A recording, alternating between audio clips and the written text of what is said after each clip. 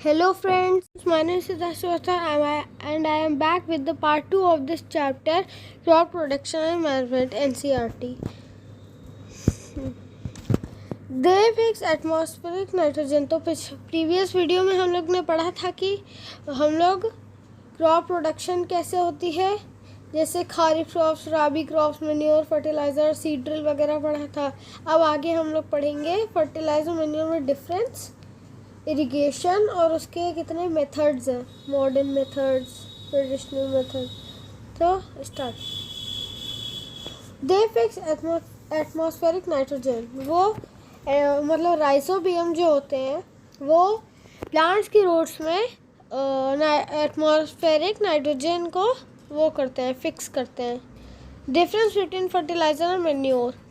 A fertiliser is an inorganic salt. जो fertiliser होता है वो एक इनऑर्गेनिक सॉल्ट होता है। Manure is a natural substance obtained by the decomposition of cattle dung, human waste and plant residues। यानी जो मैन्योर होता है वो नेचुरल सब्सटेंस से बने होते हैं, मतलब नेचुरल सब्सटेंस से मिलते हैं, जैसे कि डिकम्पोजिशन ऑफ कैटल डंग, जो कैटल का डंग होता है उसके डिकम्पोजिशन से, ह्यूमन के वेस्ट से और प्लांट रेसिड्यूज से। Fertilisers is prepared in factories. Fertiliser is prepared in factories, मतलब जो फर्टिलाइज़र्स होते हैं उनको फैक्ट्रीज में बनाया जाता है। Manure can be prepared in the fields, लेकिन जो मैन्योर्स होते हैं वो फील्ड्स में प्रिपेयर किए जाते हैं। A fertiliser does not provide any humus to the soil but manure provides a lot of humus to the soil. मतलब जो फर्टिलाइज़र होता है वो सॉइल को ह्यूमस प्रोवाइड नहीं करता, लेकिन जो मैन्योर होता है वो बहुत सारी ह्यूमस प्रोड्यूस करता है सॉइल को। Fertiliser are very rich in plant nutrients like nitrogen, phosphorus and potassium. और natural manure is relatively less rich in plant nutrients. इसका मतलब ये है कि जो फर्टिलाइज़र्स होते हैं उनमें बहुत सारे प्लांट न्यूट्रिएंट्स होते हैं, जैसे कि नाइट्रोजन, फास्फोरस और पोटेशियम। और ये जो मैन्योर्स होते हैं इनके पास बहुत ही कम प्लांट न्यूट्रिएंट्स होते हैं। टेबल 1.1 ये है वो, the difference between fertilisers and manures. Advantages of manure. The organic manure considered better than fertilizers. This is because it enhances the water holding capacity of the soil. It makes the soil porous, due to which exchange of gases becomes easy. It increases the number of friendly microbes. It improves the texture of the soil. इसका मतलब ये है कि जो manure होता है उसके पास water holding capacity होती है और उसके बाद वो बहुत ही सारी पोरस प्रोवाइड करता है सॉइल को, जिससे कि गैसेस को वो एक्सचेंज करना इजी हो जाता है और वो बहुत सारे फ्रेंडली माइक्रोब्स का वो होता है दोस्त होता है। It increase the number of friendly microbes, मतलब जो मैन्योर होता है वो फ्रेंडली माइक्रोब्स की पॉपुलेशन इंक्रीज करता है। It improve the texture of soil, और वो सॉइल की टेक्सचर भी इम्प्रूव करता है। Irrigation. All living beings need water to live. Water is important for proper growth and development of flowers, fruits and seed of plants. अब ये जो irrigation process है इसमें यह बताया गया है कि जो सारे लिविंग बीइंग्स होते हैं उनको पानी की ज़रूरत होती है जीने के लिए, और वाटर ज़रूरी है हमारी प्रॉपर ग्रोथ और डेवलपमेंट के लिए। फ्लावर्स के लिए भी, फ्रूट्स और सीड्स ऑफ प्लांट्स के लिए भी बहुत ज़रूरी है ताकि उनकी ग्रोथ और डेवलपमेंट हो सके अच्छी तरीके से। Water is absorbed by the plants roots along with water. Minerals and fertilizers are also absorbed. Plant contain nearly 90% water. Water is essential because germination of seeds does not take place under dry condition. Nutrients dissolved in water get transported to each part of the plant.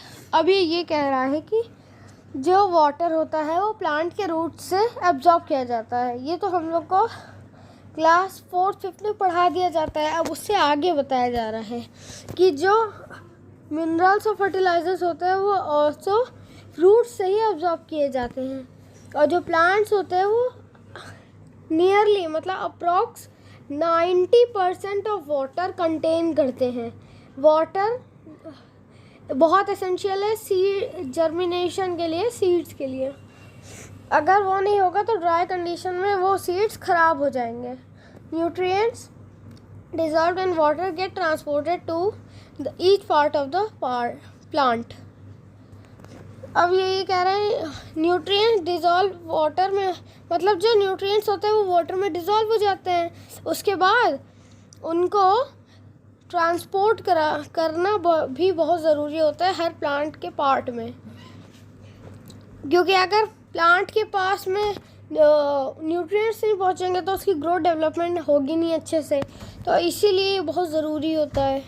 Water also protects the crop from both Frost and hot air currents. To maintain the moisture of the soil for healthy crop growth, fields have to be watered regularly. The supply of water to crops at different intervals is called irrigation. अभी ये कह रहा है मतलब किसी भी crop को एक वाटर अगर प्रॉपर इंटरवल्स में दिया जाए, जैसे कि अगर आपने सुबह दे दिया, फिर अगर उसका टाइम शाम को है, और अगर ऐसे प्रॉपर इंटरवल्स में दिया जाए तो उसी प्रोसेस को इरिगेशन कहते हैं। The time and frequency of irrigation varies from crop to crop, soil to soil and season to season. In summer the frequency of watering is higher.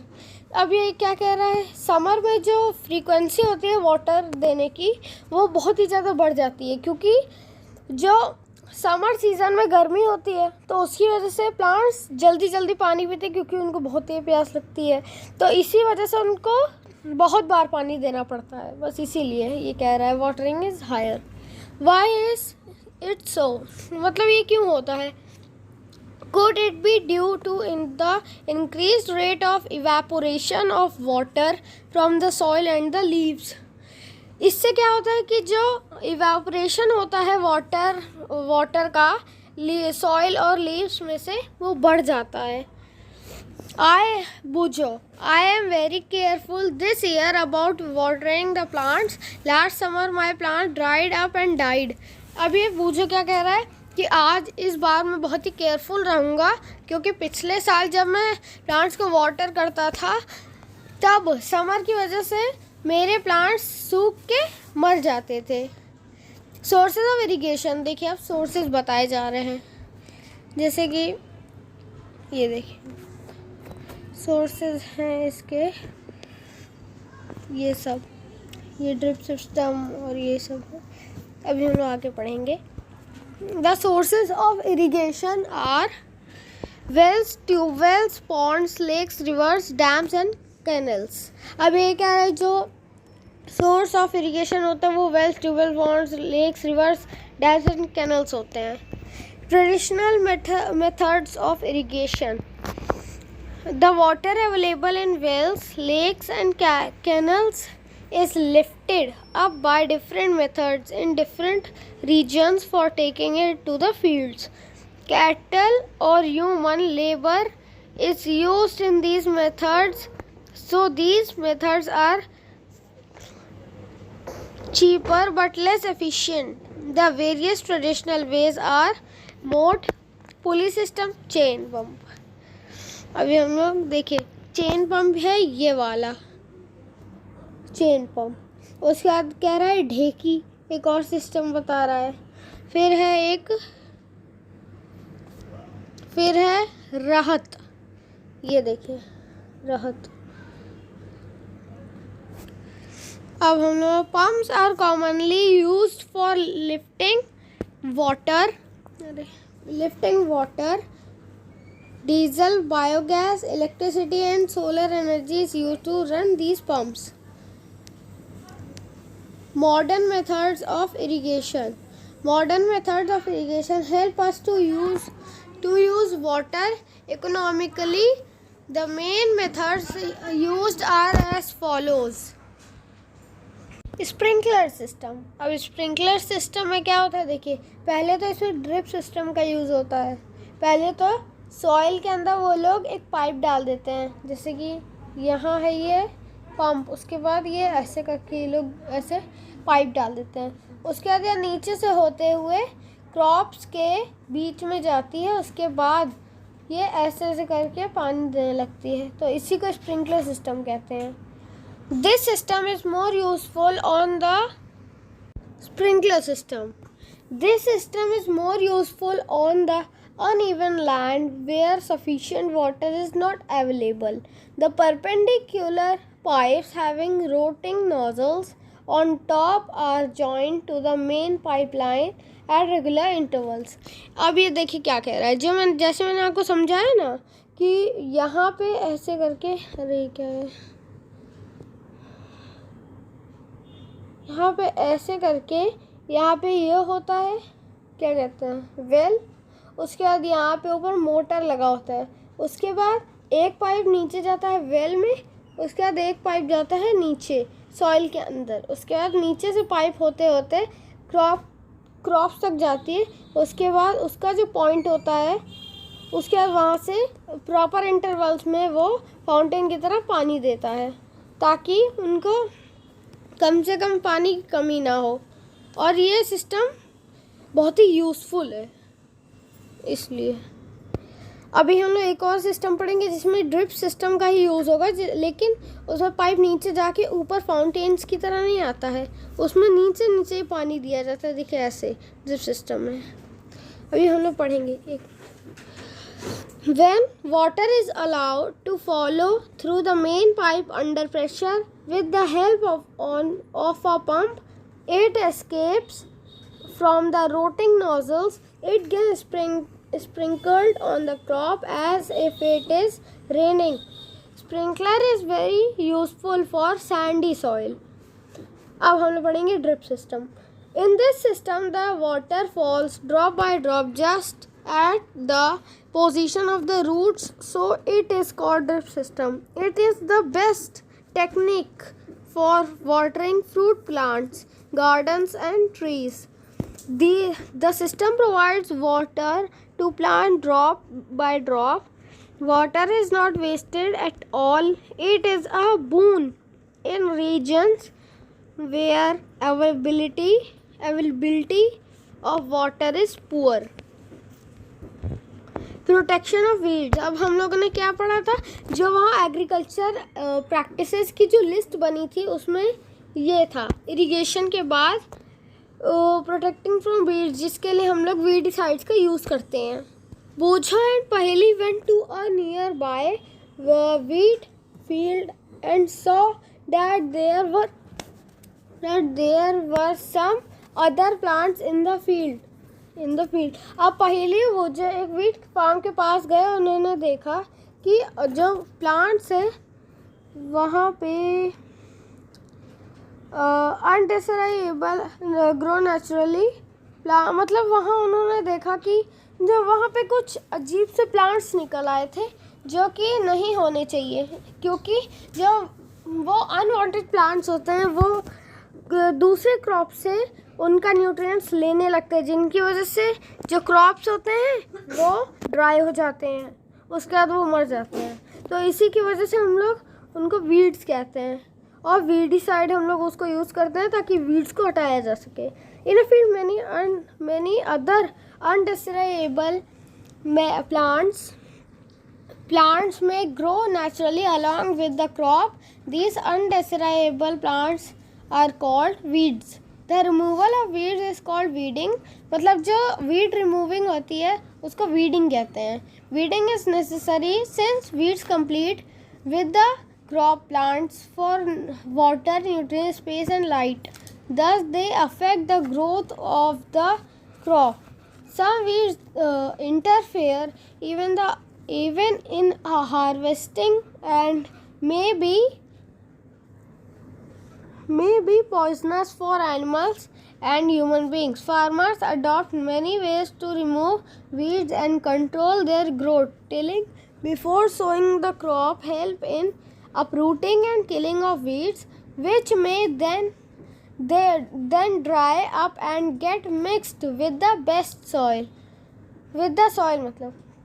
The best time for the removal of weeds is before they produce flowers and seeds. The manual removal includes physical removal of weeds by uprooting or cutting them close to the ground from the time to time. This is done with the help of a खुरपी. अब देखिए क्या कह रहा है. मतलब जो farmers होते हैं उन्होंने बहुत सारे वेज को अडॉप्ट कर रखा है ताकि वीड्स की ग्रोथ को कंट्रोल किया जा सके. और मतलब क्रॉप्स को सो करने के बाद वहाँ पे ड्राई और मिक्स्ड सॉइल मतलब जो बचती है वहाँ पे वो उग सकते हैं. तो उसके लिए हम लोग ज़्यादातर खुरपी और सीड्रिल का यूज़ करते हैं ताकि हम लोग वीड्स को हटा सकें.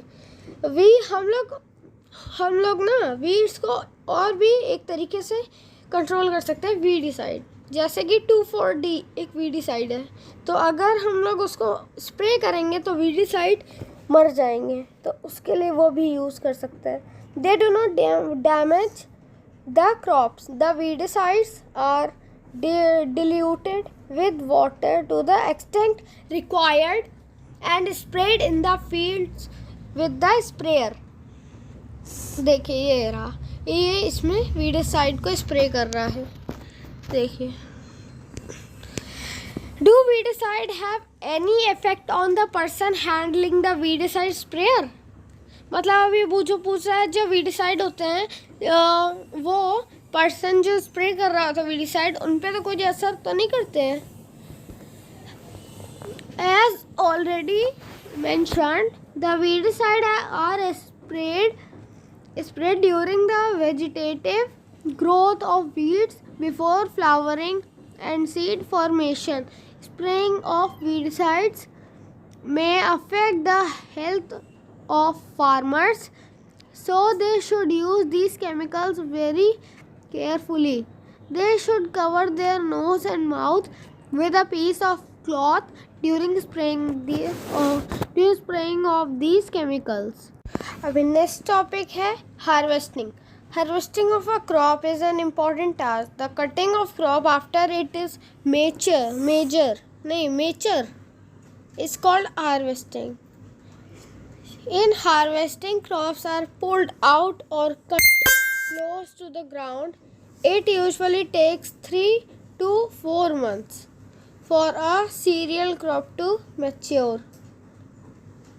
Harvesting in our country is either done manually by sickle or by a machine called harvester.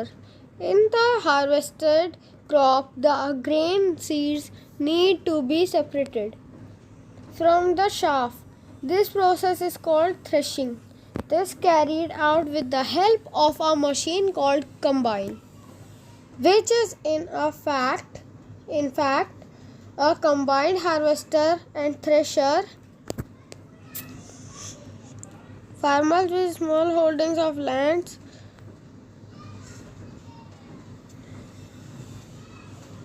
Thresher मतलब ये देखिए, थ्रेशर और कंबाइन और हार्वेस्टर का कंबाइंड मतलब उसका नाम कंबाइंड है.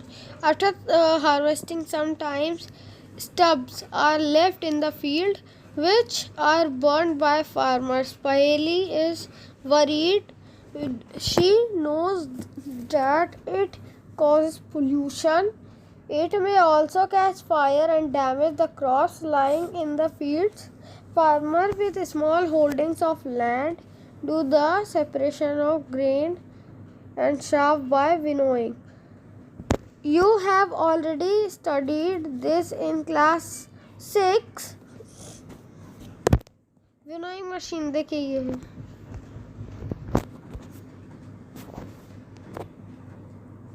ये winnowing machine.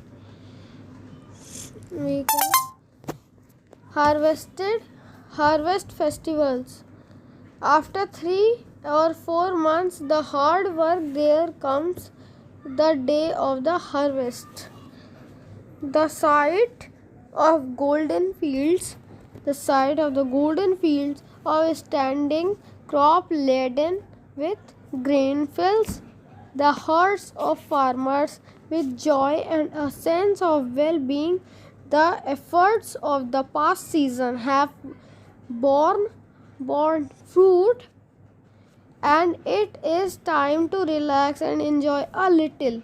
The period of harvest is thus of great joy and happiness in all parts of India. Men and women celebrate in with great enthusiasm. Special festivals associated with the harvest season are Pongal, Baisakhi, Holi, Diwali, Nabanya and Bihu. अब है हम लोग का next part storage of produce in an important task if the crop grains are to be kept for longer time, they should be safe from sorry वो गलती से हो गया था.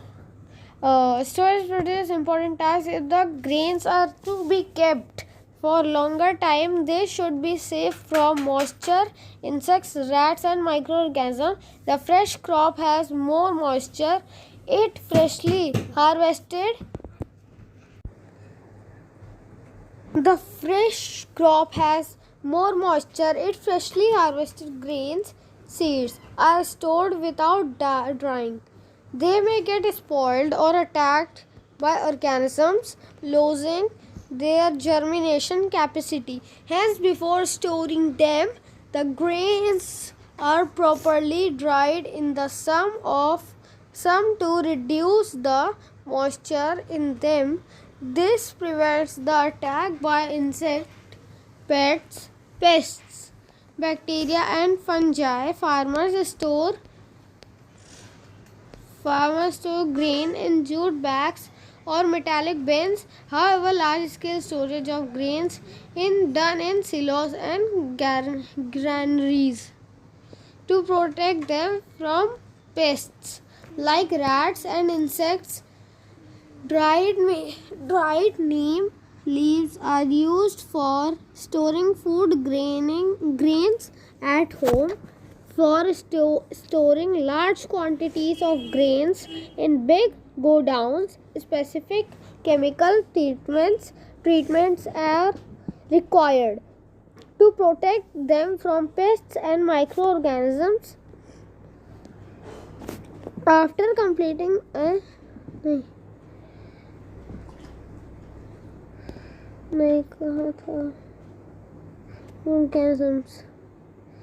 activity. Make the following table in your notebook and complete it. After completing this table, you must have seen that like plants, animals also provide us with different kinds of food. Many people living in the coastal areas consume fish as a major part of their diet. In the previous classes, you have learnt about the food that we obtain from plants.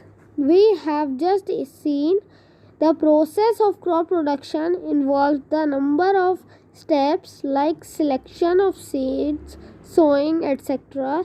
Similarly, animals reared at home or in farms have to be provided with proper food, shelter and care. When this is done on a large scale, it is called animal husbandry. Paheli. Fish is good for health. We get cod, liver oil from fish which is rich in vitamin D. So, आज के लिए बस इतना ही friends. देखिए हम लोगों ने इस चैप्टर में क्या क्या पढ़ा है. एग्रीकल्चर प्रैक्टिसेस पढ़े, एनिमल हस्बेंडरी पढ़ी, क्रॉप पढ़ा, फर्टिलाइजर्स पढ़े, granaries, harvesting, irrigation, kharif crops, manure, rabi crop, seeds, silos, sowing, storage, threshing, weeds, weedicide, winnowing, हम लोग ने कितनी सारी चीज़ें पढ़ी। तो आज के लिए बस इतना ही। अगर आपको अच्छी लगी हो वीडियो तो प्लीज़ कमेंट करिएगा। Thank you.